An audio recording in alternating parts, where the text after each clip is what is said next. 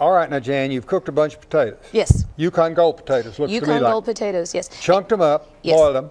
And now they're soft. Yeah. Now you can peel these if you want to. I happen to like to leave the peel on. I like the flavor and the texture, but if you want these silkier, then you just, you know, peel them to your heart's content. Yeah. All right, so we're gonna add some good stuff in here, okay? We're I putting just assumed that needed mashing, and I assumed you'd stop me if I was doing something wrong. I'm not gonna stop you, you go right ahead.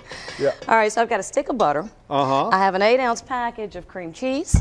Uh-huh. And I've got an 8-ounce thing of sour cream, okay? So then Well, we're gonna season it. So much for being low fat. Now listen, that's your thing, that's not my thing. Okay, right, you're right about that. You're low fat, I'm no processed food. Okay, all right? I know it. So we got a little salt and pepper, and then we're gonna make these taste absolutely amazing. All right, we're going with a couple tablespoons of chives. Okay. And if you have fresh herbs, you know, love it, knock yourself out. I didn't have any, using dry. But so many of the dried herbs now, and I prefer fresh, but so many of the dried herbs now are so much better than they used to be.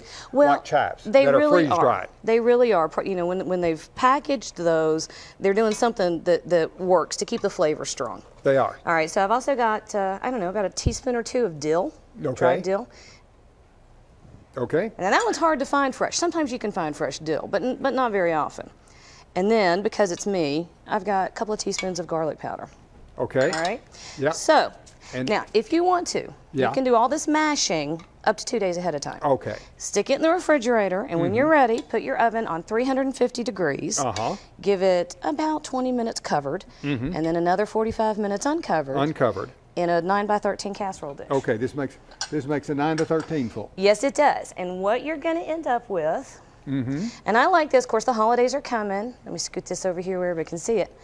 Holidays are coming, and so, you know, you want to do as much of the work ahead of time as you can and get it out of the way so you can enjoy. Think what a fabulous side dish this would be for a Thanksgiving dinner. Well, it's that you didn't have to cook on Thanksgiving Day. Well, that's true. I used it with meatloaf the other day, and I've done it with braised short ribs. I mean, this is hard to not love.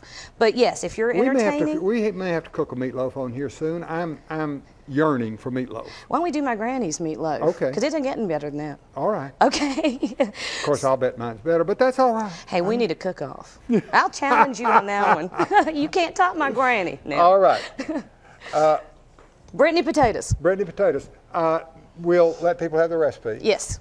If they'll write to Chef's Recipe, 6450 Paper Mill Drive, Knoxville, Tennessee, 37919, sending self-addressed stamped envelope, or go to local8now.com.